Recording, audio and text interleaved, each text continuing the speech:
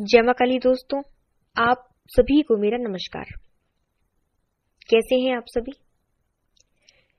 मुझे आशा है कि आप सभी बहुत अच्छे होंगे और स्वस्थ होंगे।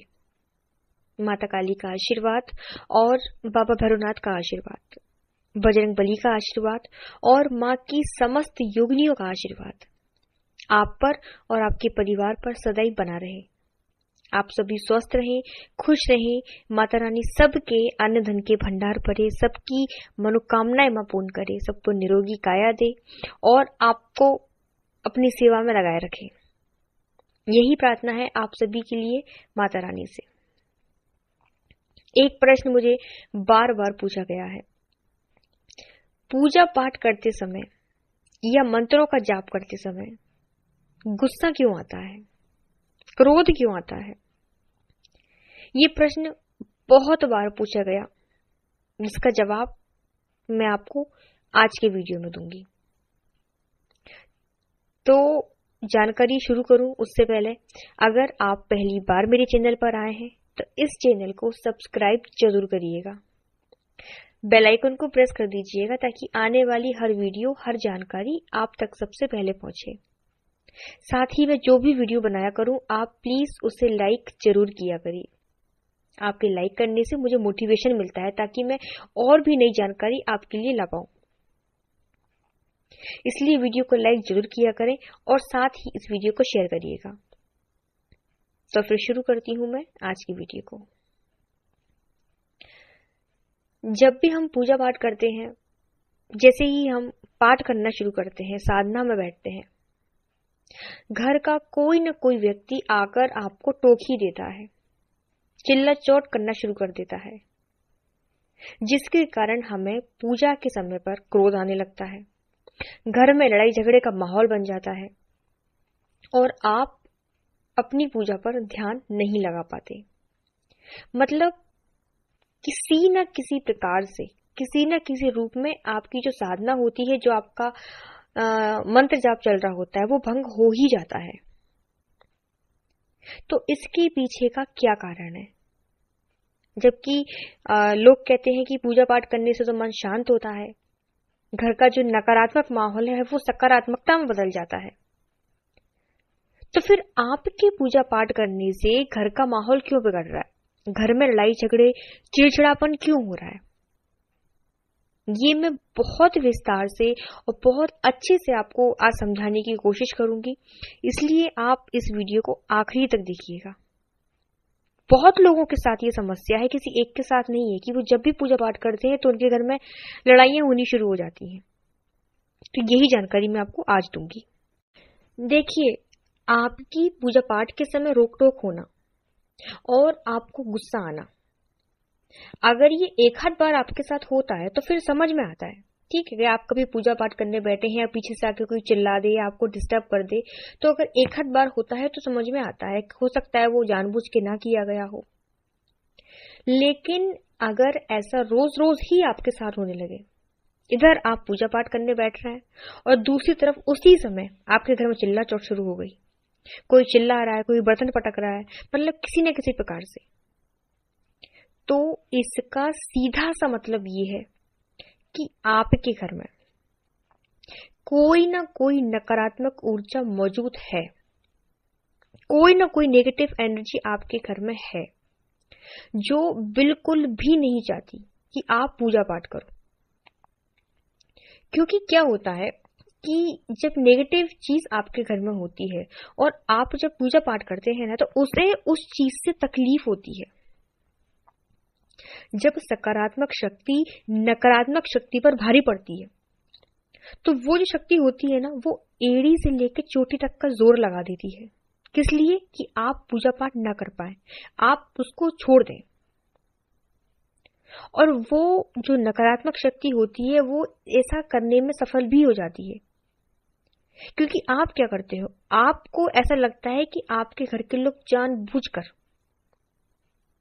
आपकी पूजा में विघ्न डालते हैं,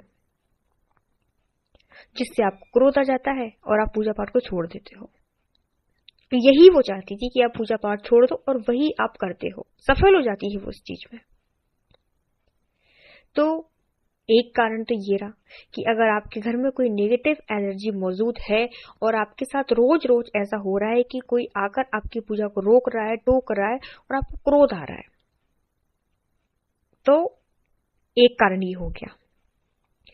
इसके अलावा एक चीज और कि जब आपके घर में कोई प्रेत होता है, कोई प्रेत अगर आपके घर में निवास करता है, तब वो भी आपकी पूजा साधना की मार से तड़प उठता है और वो घर का माहौल ही ऐसा कर देता है कि आप आपस में ही लड़ने लगते हैं, झगड़ने लगते हैं।